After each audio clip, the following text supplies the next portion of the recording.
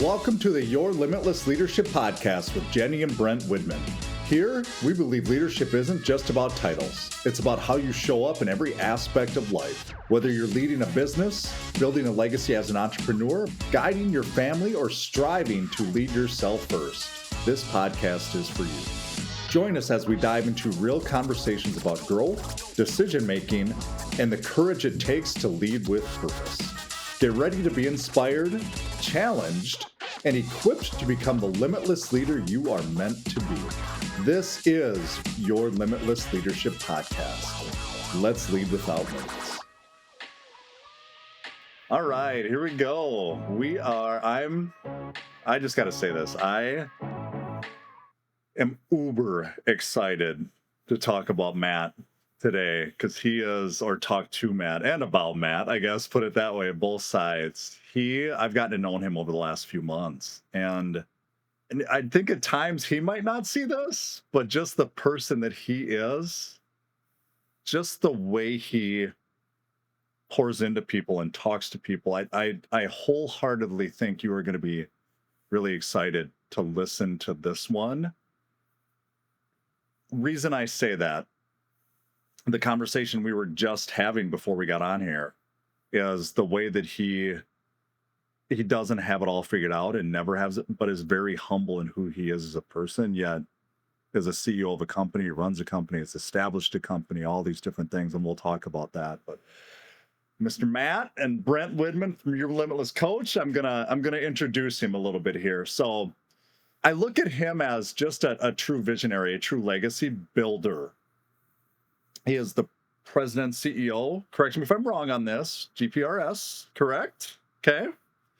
Originally from Toledo, Ohio, born and raised, and has lived there most of his life. Has been married to his wife, Tara, for 26 years. And if that tells you something about who he is as a person as well. 3 kids, Ashley, Trevor, and Travis. Ashley and Trav, or is it Trev? Which one? Ashley and Trevor. Trevor graduated from college, both from Wheaton. Travis is about to start his sophomore year at Liberty. Ashley is working for Senator John Husted in Ohio, which is a testament. I know dads don't take testament to this, but you're doing something right when we're talking about this. So, and Trevor is wrapping up on an assignment as a Samaritan purse in Ethiopia. Correct. So wow, man, like those are the types of things. I don't know. That's when you think about being a parent and guiding and developing your kids, you just want to help them and do what's best for them. And clearly you're doing things right. So Thank you. It's my wife should get more credit than me for that. But yeah, it's funny how we've got the 3 kids, and extremely proud of all 3. But it's funny how they get the same upbringing. And they've all kind of found their own way, and it's a little different. And there's certainly similarities between the 3, but what I can say I'm most proud of with them is that they're all really close to each other. So it's they care for and love each other, and that's the best thing about it. That's cool. So they depend on each other and get along, and I gotta ask, has it always been that way? Yeah, it really has. I mean, sure, they had their differences and their spats, along the way, but they've always been very close. And my wife found some magic along the way, and she certainly has set the tone for our house, and so it's one thing I'm extremely grateful for. You look at what's happened with the company over the last 25 years or so, and I never had to worry about what was going on at home because I had a supreme level of confidence in her ability to take care of the home. I think you're already seeing this, the humbleness. And I'm going to ask you a couple times to try not to be humble. But the humbleness that you have in the way that you talk about other people, I look at it like this, and maybe this is just one man's opinion, that you are proving the point that you can be a really, really good person and build a uber successful company and be a really strong leader. And you have proved, I shouldn't even say proving the point, you have proved at that point that you can do that. And that's what struck me so much, just being able to sit there and listen to you and the way you talk about things and the way you approach things. Well, let's start there if you're okay with it. Maybe take us back. Sure. I was going to give you the whole introduction, but I don't know if I'd do it due diligence. So just learning from where you were in the past and how you got to where you are now. Now, obviously, we don't have to rattle off for an hour straight Yeah. about right where you got, but just because we've talked about college, we've talked about how you started it, we've talked about getting into the business and making the decision and going back and forth from, I think it was maybe like New York and out east or Chicago and coming back and what have you, or just kind of give me the evolution of Matt, I guess, if you will. Yeah, I thought so. I grew up. My dad had his own business. When I was a kid, he started when I was 3 years old. And it was a concrete cutting company. So they would go into buildings or into plants or wherever they were needed, and they would cut, drill, and remove concrete. And I wanted nothing to do with that. I am not mechanically inclined, but by nature. But I really had tremendous respect and admiration for my dad and his willingness to step out and have his own company. So that was in the back of my mind, but I really thought I wanted to go to college. I got a degree in finance from the University of Toledo. And my goal was to work for a big company and work my way up to the senior level leadership. And after spending about a year, my first job out of college, and they were a Fortune 200 company at the time, I just saw the amount of red tape and bureaucracy and the lack of common sense, and I just Wow. I didn't like it. I hated working for the big company, and so I took my dad out to lunch one day and asked him about going into business with him. And he said, yeah, that'd be great.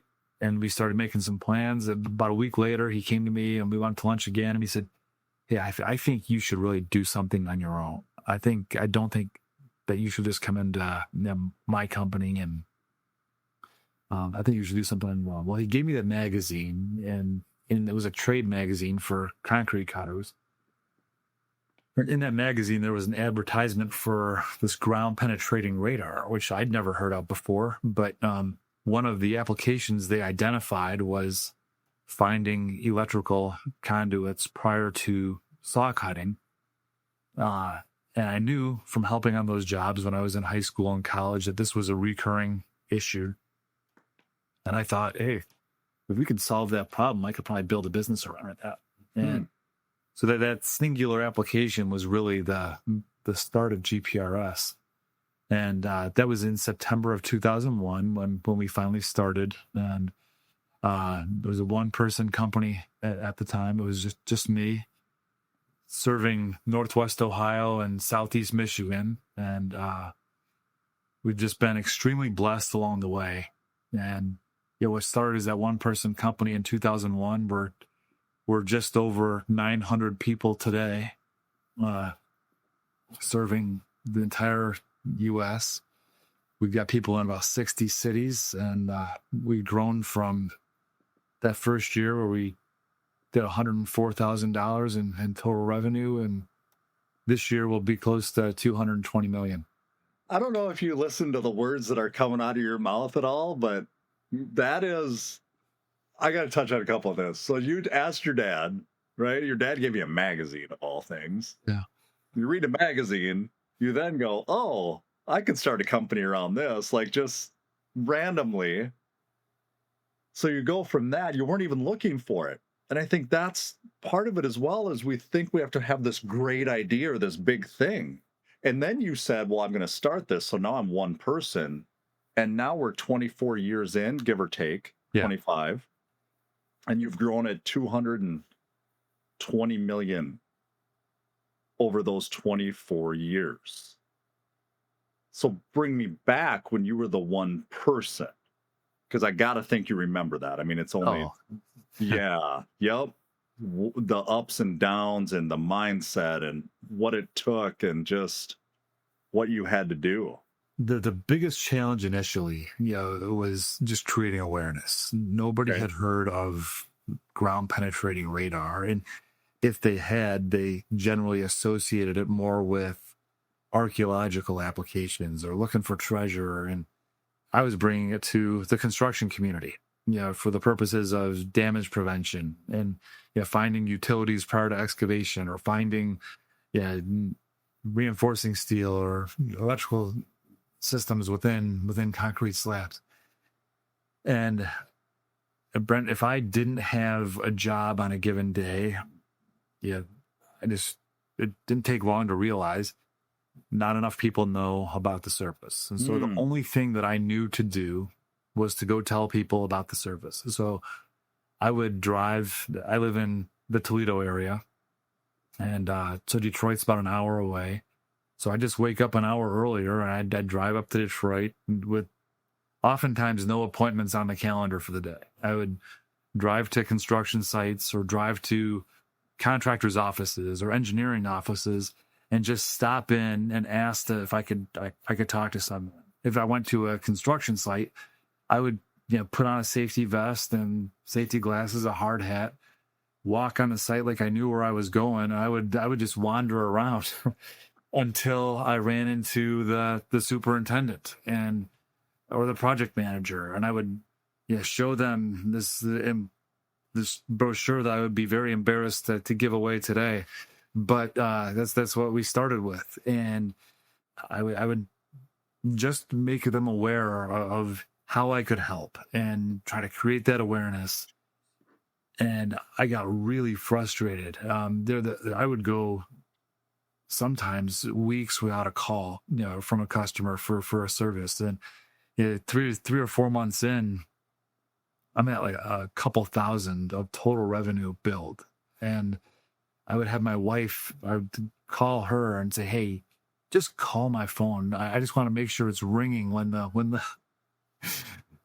someone calls." And fantastic. it took some time, but we got going. And I had a great story where I stopped into a job site on December 23rd, 2001. Then it was the Westin Hotel at the Detroit airport. They were building it.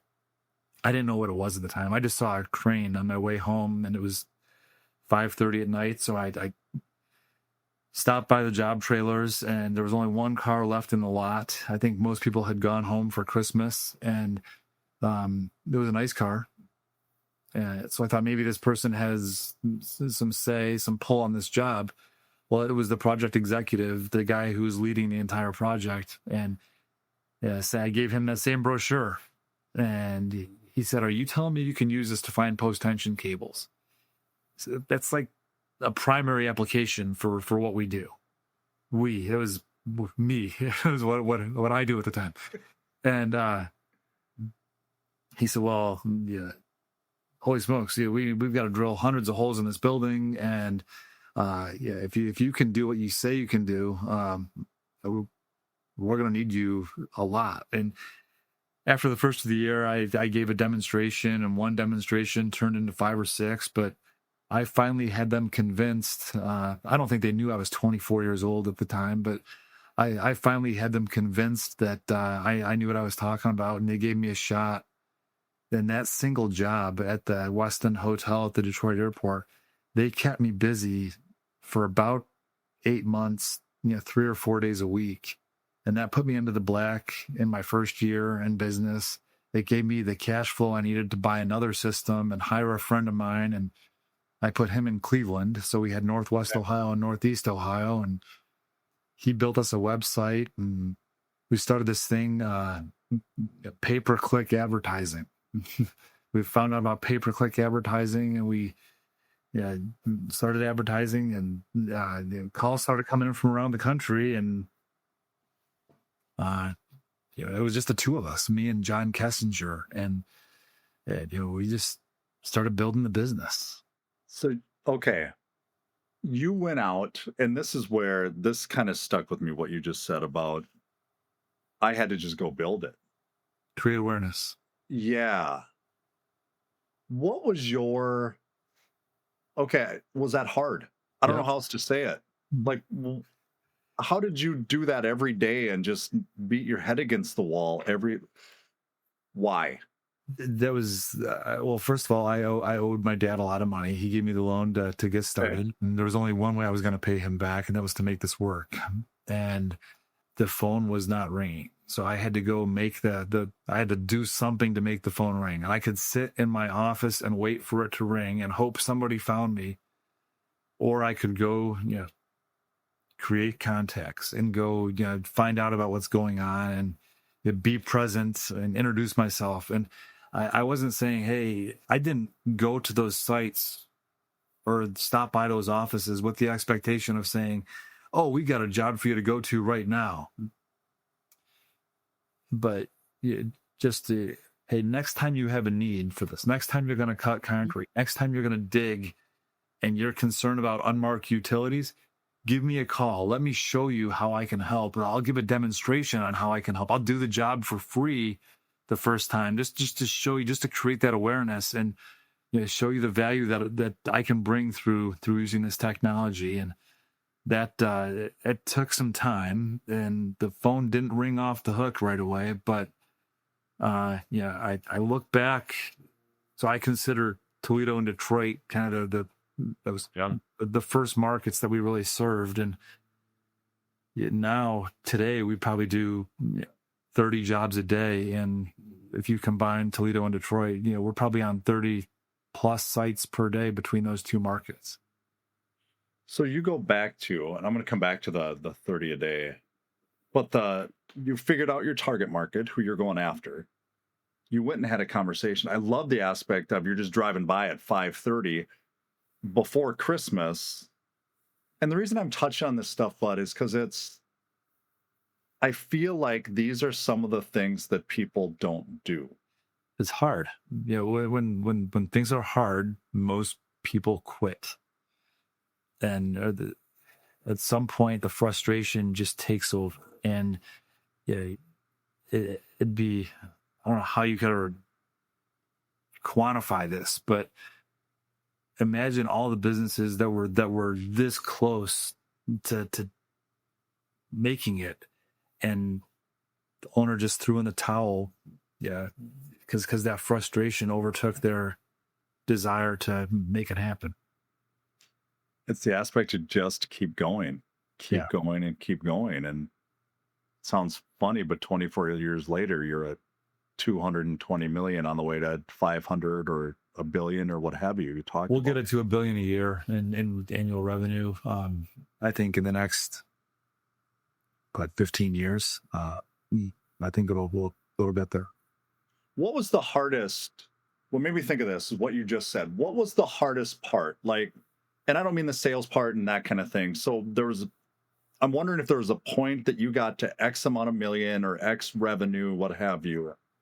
And it's like, how do I get to this point? Was there a point where maybe it was 1 to 10 or 300,000 to $1 million or something in that nature that you kind of got stuck? And how do I get to that point? And then what happened? What did you put into play to help that? I don't think there was any one revenue milestone that it was harder to get to than another. We've felt like we've had the business under control for really about the whole time. I think the reason for that is the people that I've been fortunate to surround myself with, the team that I've hired that really helped me grow and lead the business. I did things I would say you're often told that you should not do. I hired my friends. I didn't put them in the same city that I was in. I hired them, and I put them hundreds, in some cases, 1,000, 1,500, 2,000 miles away, because the thought was, hey, if we go kind of cast our net wide, we can establish ourselves as a national company, and then we will naturally build depth in every market that we serve, throughout the United States. And That's what we did. I hired extremely independent people that did not need me watching over their shoulder. And I was not a great leader at the beginning of this thing. Yeah, I've a few of the guys quote me as saying, just do what I did. Yeah. If you don't have a job on a given day, there's a reason you don't have a job that day. You've got to go see people and make them aware of the services. And then the more jobs you do, that will create opportunity for repeat business, because you're going to do a good job. You're going to bring value. They're going to see how you help them. And next time they have to dig or cut or drill, they're going to call you back to work with them again and again and again. And that's what we've done is we built up this. It started out as a very small customer base, and every job we do, it turns into repeat business. Today, we're almost 90% of our revenue is from repeat work. Okay, I'm going to come back to your hiring philosophy, but I'm going to touch on what you just said. That how do you establish, what are the things that you do maybe that you don't even think about, but you do differently, or just they're normal to you? Yeah. To get this 97% repeat business, you said? 90 plus. Yeah. 90 plus. 90 plus percent. How do you do that? How do you do that? We don't promise that we're going to be able to answer every question, but what we do promise is that we're going to exhaust all of our efforts to help in every way that we can. We don't, we push elite level performance. I think we talked about this, previous conversation, but if you look at the world around us today, it's so incredibly easy to be average.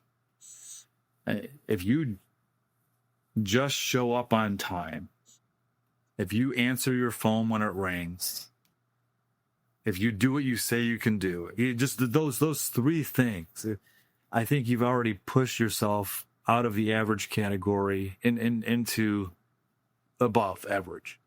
But if you just push yourself a little more, you can move into elite level performer. People don't want to work today. They want the minimum effort is really what people want to put in. And, we built this culture of pushing for elite level performance where there is no good enough. We want to be elite. We want to be the very best in everything we do. We've got a saying within our company called widen the gap, where we built a substantial lead over our competition. Yes, in terms of our size, but also in terms of the quality of the work that we put out. And we don't want that. We don't want any complacency around that gap as it exists today. We want to widen that gap and continue to run off the score and just separate ourselves every opportunity we have to be that elite level performer. And that's how you get to a place where you don't have partnerships with the companies that you work with. You're just ingrained in their system where it just becomes policy. Hey, before we dig, before we excavate, before we drill or cut, we're going to use GPRS because we know what we get from those guys. That's the mentality that we want to create in our customers' hearts. How do you, I go back to what you said about they don't want to work, what have you. I'll obviously come back to that, but just because it sounds like your customer service, the way you build relationships, is there anything that you do specifically that you can touch on there? And maybe there isn't, I get it. It's just who you are and what you do. But is there anything that you make it a point to do, whether it's tracking, whether it's follow-up, whether it's having conversations, just pouring into people, anything that you think is just normal to you, but it might be different to other people? Yeah, there's two things. We do pour into people. We pour into training. If you need to perform at an elite level, you have to prepare the people delivering those services you got to give them the tools and the equipment they need and the skill set they need to be able to perform at that elite level. So we take training extremely seriously. And then the second, maybe even more impactful thing that we do, we want this ownership culture. We want this ownership mentality in our people. And to do that, we create this incentive program where yes, each of our field-based employees are Okay. given a salary, but on top of that salary, they're given an incentive program. And so what are the incentives that we want to drive? We want to drive productivity, for sure. Every business is going to thrive based on how productive the people are. But what matters more to us is the accuracy. If we don't perform well, we tarnish our name and jeopardize that opportunity for repeat business with our customer base. So we need to, we want to be efficient and highly productive, but it means nothing if we don't do it at that elite level that I talked about. So how do we incentivize that elite level performance? Well, we bonus based on the work that's done. So whatever revenue is billed from our project managers, the people on site, they get a percentage of that as their bonus. But if they don't perform, if we make a mistake on a job, the customer is not going to pay that invoice, so that they're forfeiting that bonus opportunity. So for any job they don't perform well. And last year we did, I think, about 120,000 jobs.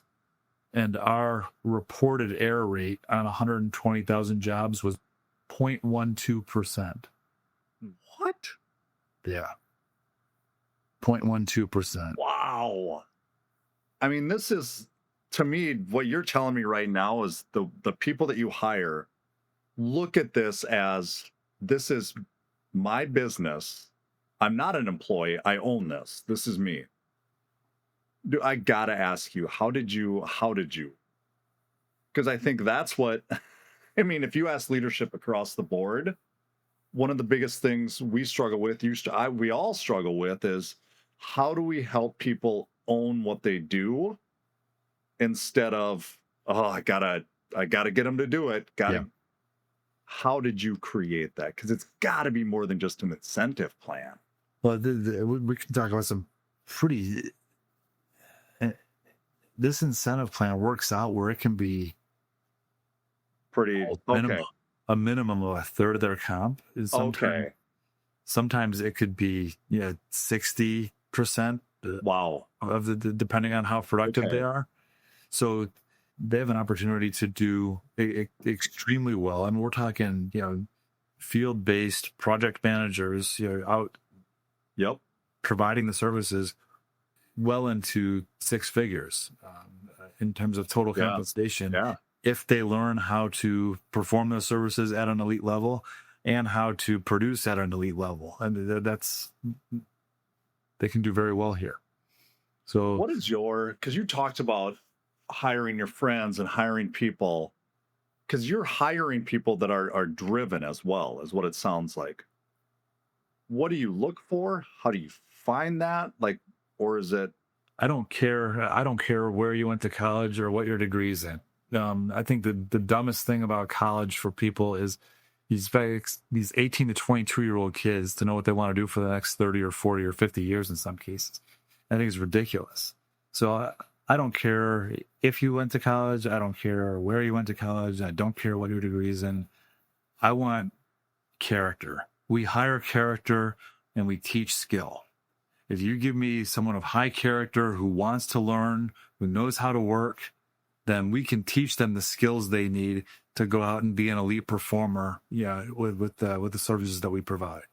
So we have a recruiting team, and I would say the vast majority of our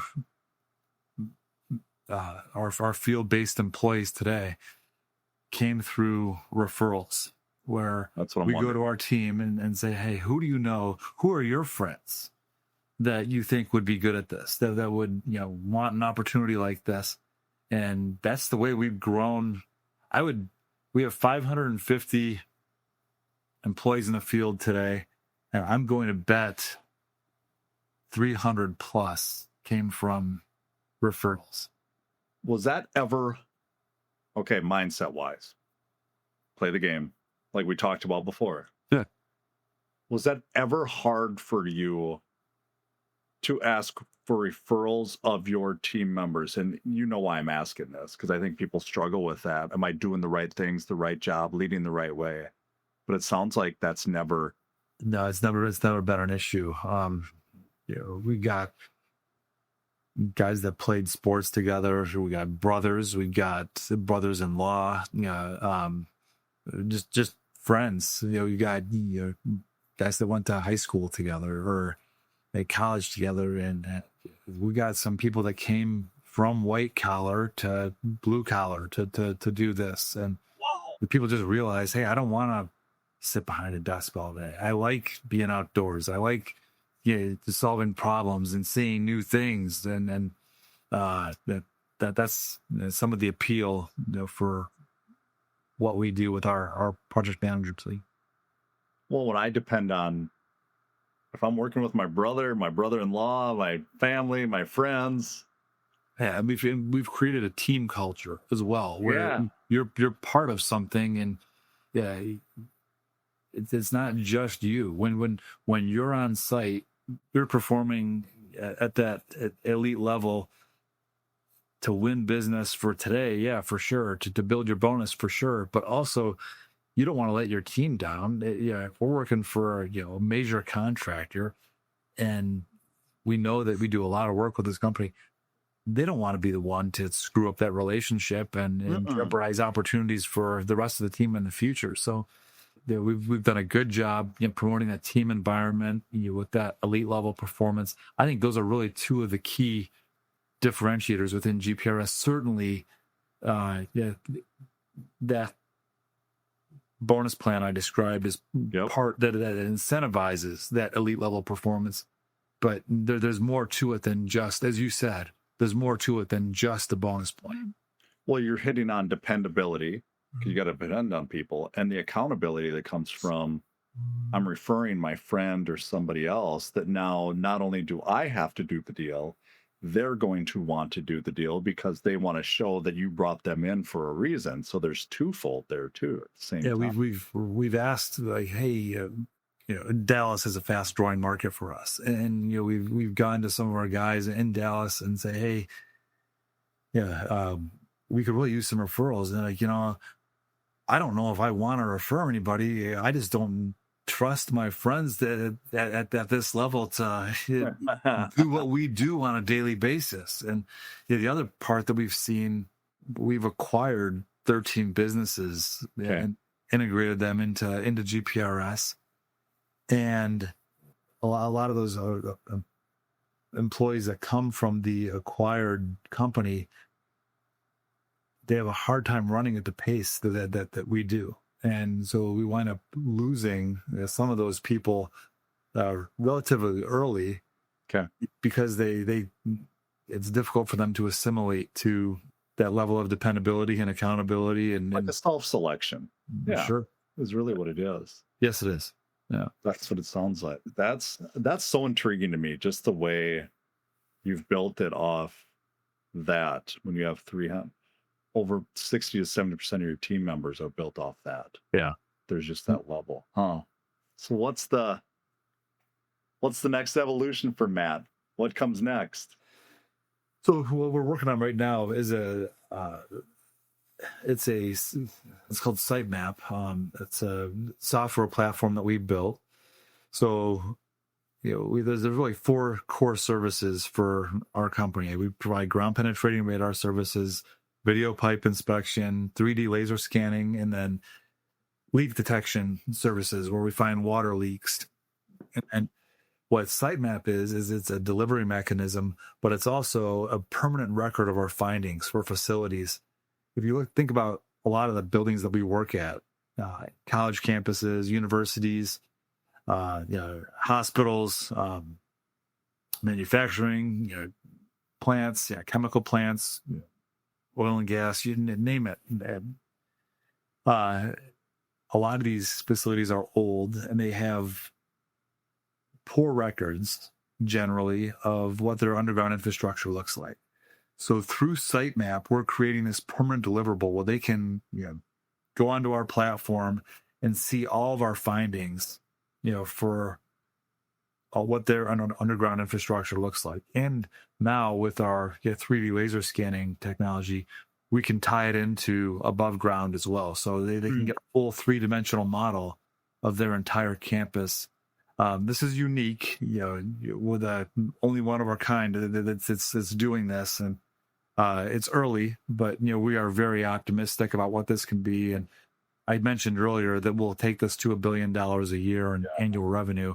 I think Sitemap is the foundation for that growth over the next these next growth cycles.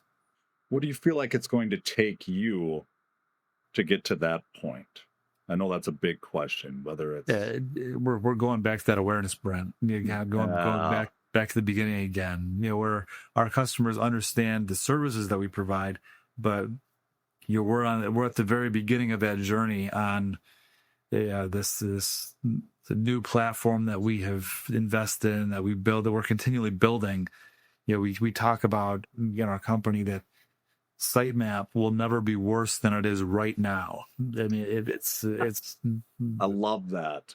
Yeah, it's constantly being built and developed, and we've got a whole team of people that are working on it. Every single day. And so it sounds a little insulting, a little harsh maybe to say that, but it is the truth. Oh. It will never be worse than it is right now. Well, it's like your brochure you used to hand out. Yeah. You didn't think about the brochure; you just did it. Yeah. There's probably a copy of that somewhere that, if there is, we need to find it and either enshrine it or burn it. I'm not sure which. Well, I wish that's what people would see at times. Like, it doesn't have to be perfect. You don't have to have it all figured out. And what you just said about Sitemap, it's like, it can't get worse than what it is. Yeah. And you just keep building, and it just gets better and better and better and better. And with that comes the business, comes life, comes everything. You said it well. I've got a mentor of mine. He said some of the best advice he gave was, don't let perfect be the enemy of good. And we get so caught up in it at times, instead of and it can be simple things, instead of just going to the site and talking to the dude with the nice car, even though you don't know who he is. I'm going to stop at 5:30 at night because I'm on. And what you just said about people a lot of times don't want to work. Yeah. If I had to think about that. If you had to put a percentage on how many people would stop at 5:30 at night on their way home when it's cold and almost Christmas and you don't want to do it, but you do it anyway. Yeah. Well, that little point you made right there. So here's the best success. The best part of that story. I was back at that site 100 sometimes over the next 7 or 8 months, probably. And every single time I went back, there was a security guard at the gate to that construction entrance. Yep. But the night that I stopped by on the 23rd, he was gone. Come on. I would not have gotten in if I didn't have the badge hanging from my rearview mirror. I would not have gotten in if he were there. But I think he was sent home because there was time to go home for Christmas. Yeah. Yep. It's just those things that when you... Yeah. To make it really basic, in anything that we do, activity breeds results. 100%. And you do those little things. Yeah. You may beat your head against the wall and beat your head against the wall, and eventually something happens. It just does. So we use that story within our company now. We call it one more stop.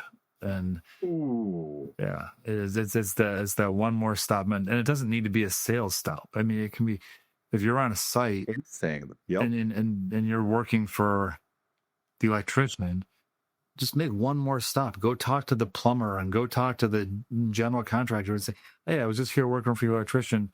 I just want to let you know what I was doing for them, and if you need help with this, here's my card. You give me a call. I'm glad to help you out." It's that simple. I mean, but how many people are willing to take that extra step to go that one more stop? But if you do it, I mean, that's how you get into that elite level. I mean, it's just, there's a saying that somebody has, I won't be able to credit this, but they say, do things like nobody else. Yeah. So you can do things like nobody else. It's a valid point. Yeah. You start here and you get to do it here. That's really all it comes down to. And don't you wish at times you could take that and show people when they just do that, what the payoff eventually will be.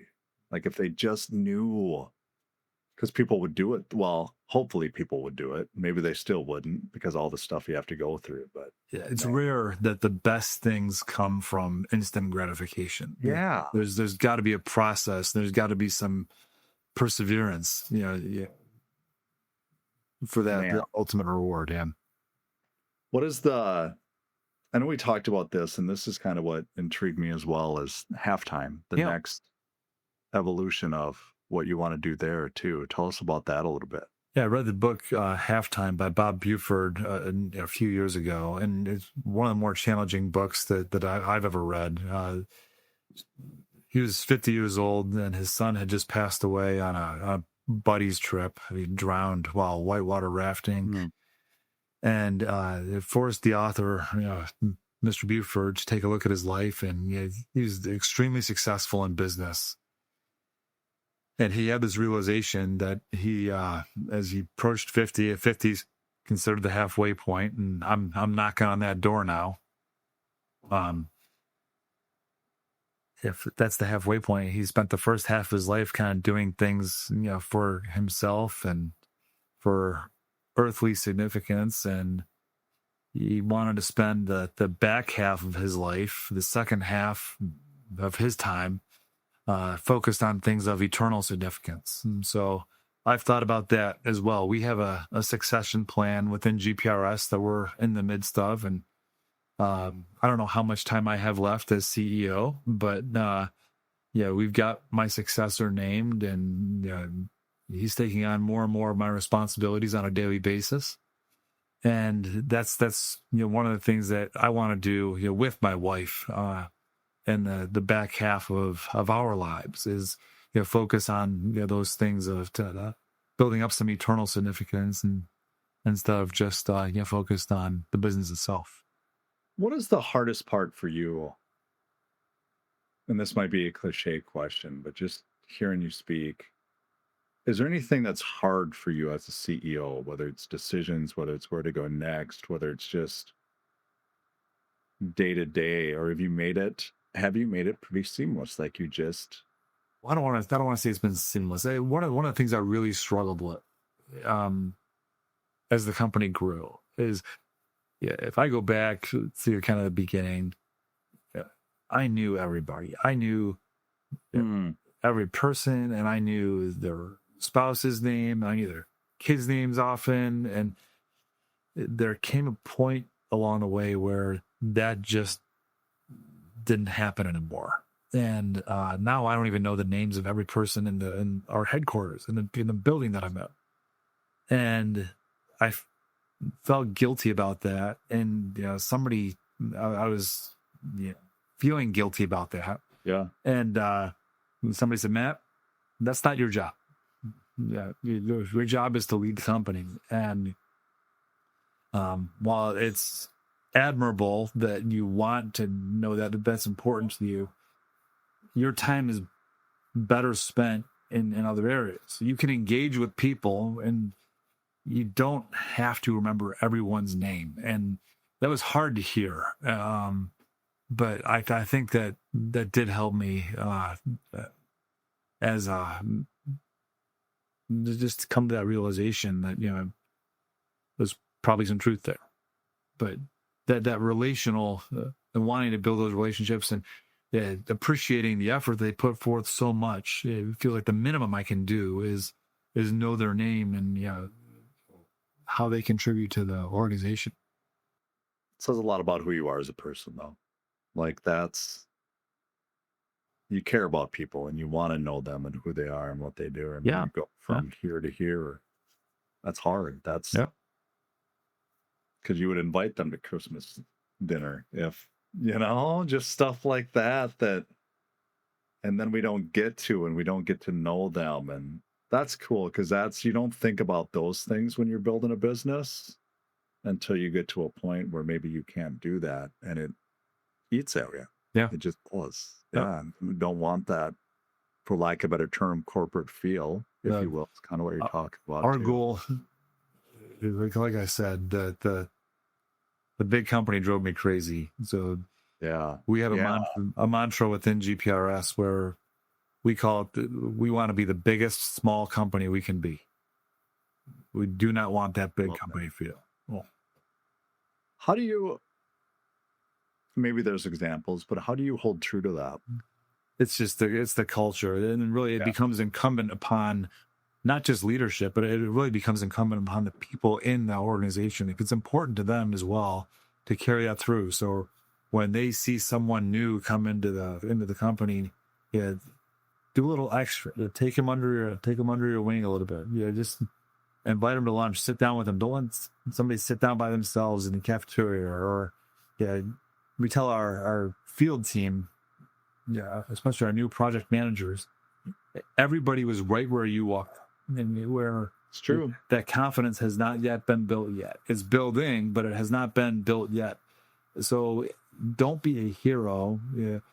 Call someone for help, and every person you call is going to be willing to help because they've been in your spot, or they've been the new guy on the team who doesn't have the same level of experience to draw from that our more senior project managers have.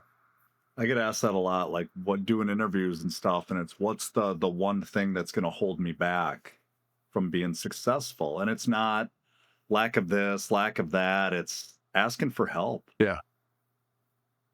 When you ask for help and you're vulnerable, or you don't act like because when we act like we know things, if I'm sitting in a meeting, I'm just going, yep.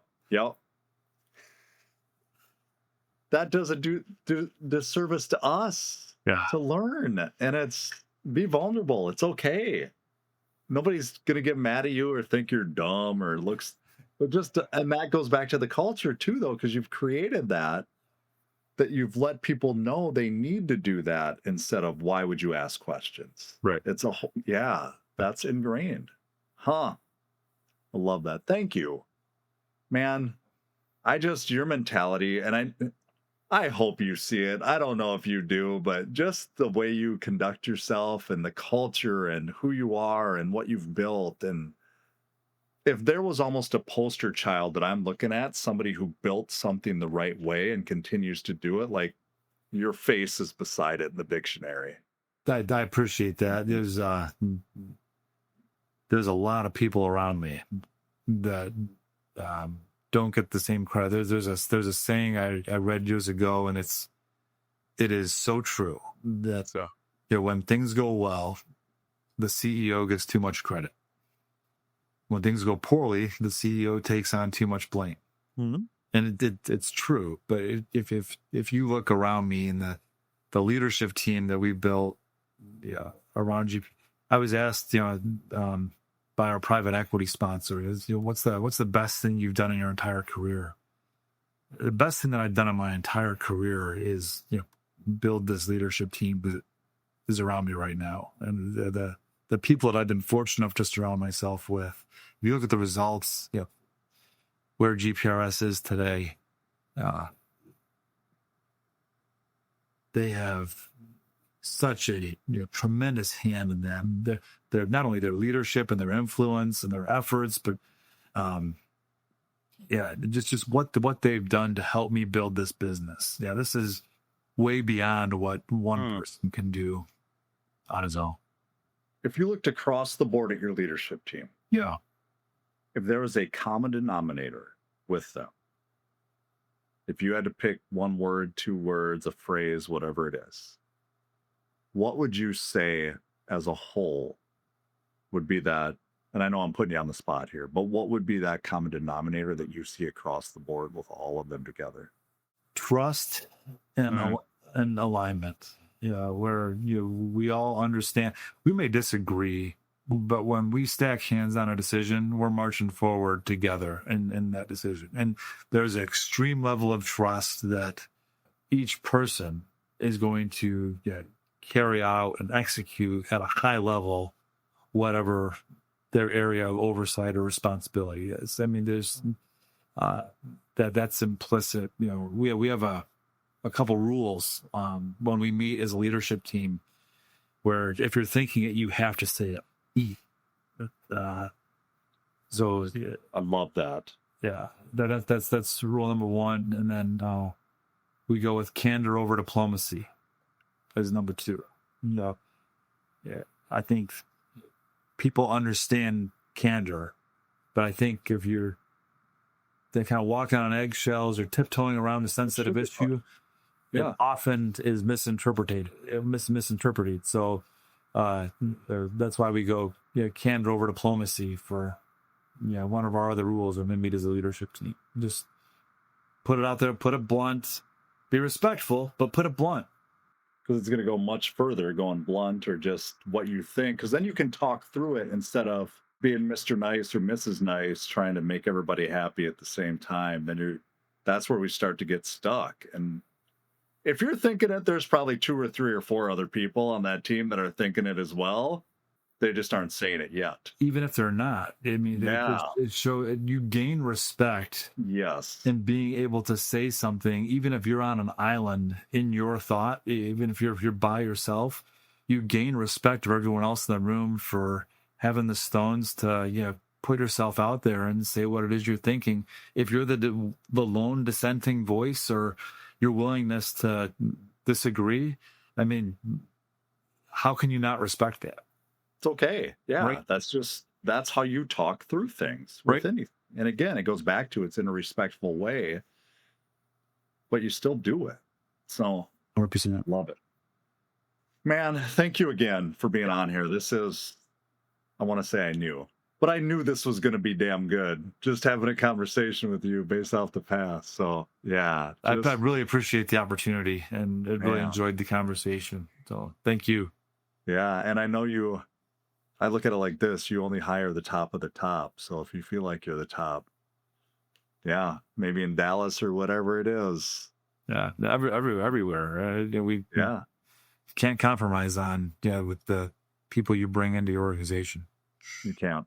I agree. That's in the expectations that are set. Right. If we lower our expectations, that's what we start to get to at the same time. 100%. Yep. Thank you, my friend. I appreciate it. I really do. Yeah. Thank you. Thanks for joining us on the Your Limitless Leadership Podcast with Jenny and Brent Widman. We hope today's conversation inspired you to think differently about leadership, not just in your career, but in every part of your life. Remember, leadership starts with leading yourself first. It's about taking action, making bold decisions, and showing up with purpose. Now, it's time to take what you've heard today and put it into practice. Whether it's in your business, your community, your family, or your own personal growth, start leading without limits.